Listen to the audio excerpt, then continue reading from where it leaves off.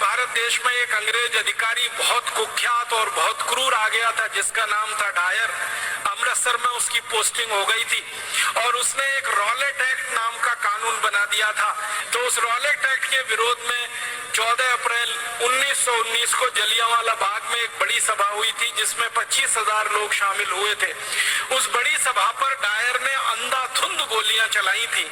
आप अंदाजा लगा सकते हैं, अगर आप में से किसी भाई ने और बहन ने पुलिस में नौकरी की हो या सेना में नौकरी की हो, तो इस बात का अंदाजा उनको बहुत अच्छे से लगेगा।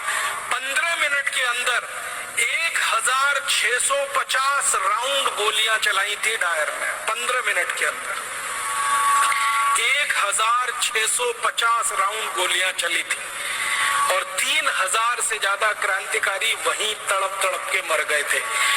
आप में से जिन लोगों ने अमृतसर देखा है, जलियांवाला बाग देखा है, आपको मालूम है जलियांवाला बाग के घुसने के लिए और निकलने के लिए एक ही दरवाजा है। चारों तरफ से वो चार दीवारी से घिरा हुआ है और दरवाजा भी मुश्किल से 4, 4.5, 5 फीट का है। उस दरवाजे पर डायर ने तोप लगा दी थी आके, ताकि कोई निकल के भागने ना पाए। और जलियांवाला बाग में एक कुआं है, बल्कि 2 कुएं हैं, अंधे कुएं के रूप में जाने जाते हैं। अंधाधुंध जब 1650 राउंड 1650 राउंड गोलियां चली, तो जो गोलियों के शिकार हुए वो तो वहीं पे शहीद हो गए।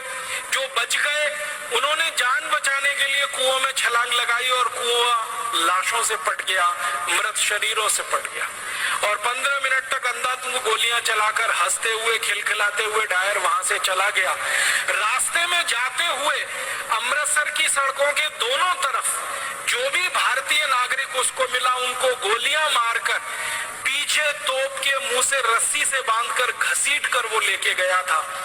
इसका इनाम उसको अंग्रेजों की संसद की तरफ से मिला था, शाबाशी मिली थी, उसकी पदोन्नति हुई थी, उसका प्रमोशन हुआ था और उसको भारत से लंदन भेज दिया गया था और बड़े ओहदे पर।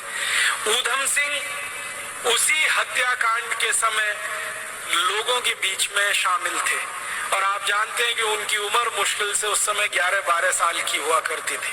तो उस हत्याकांड के समय जब वो शामिल थे और उन्होंने अपनी आंखों से देखा, तो उन्होंने संकल्प लिया था और संकल्प उनका ये था कि जिस डायर ने क्रूरता के साथ मेरे देश के नागरिकों की हत्या की है, इस डायर को मैं नहीं छोड़ूंगा। ये मेरे जीवन का आखिरी संकल्प है। और इस संकल्प को पूरा करने के लिए आपको एक बात और मालूम है शहीद आजम ऊधम सिंह की, कि घर से एकदम गरीब थे, माता पिता का साया उठ चुका था, अनाथ आश्रम में बड़े हुए थे पलकर। माता पिता साथ में नहीं थे, दोनों मर चुके थे। बड़े भाई थे, उनकी मृत्यु हो चुकी थी किसी बीमारी से। अपने परिवार में वो अकेले रह गए थे और उनके पास आर्थिक संसाधन कुछ नहीं थे। तो जब उन्होंने योजना बनाई डायर को मारने की, संकल्प पहले ले लिया और योजना बनाई, तो लंदन जाना है, लंदन जाने के लिए पैसे चाहिए, पैसे कहाँ से आएंगे? तो उन्होंने तय किया कि मैं किसी के सामने हाथ फैलाऊं, उससे अच्छा है मैं मेहनत मजदूरी करके पैसे कमाऊं।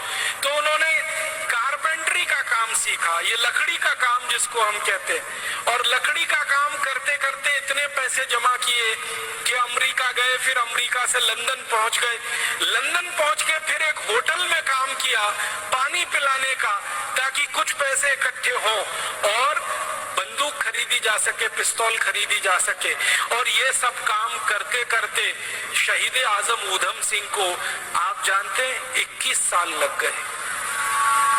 1919 में जलियांवाला बाग हत्याकांड हुआ था। 1940 में जाकर उन्होंने अपना संकल्प पूरा कर पाया था। 21 साल वो पैसों के लिए परिश्रम के साथ कहीं ना कहीं अपने जीवन को लगाते हुए संकल्प के लिए जिंदा थे।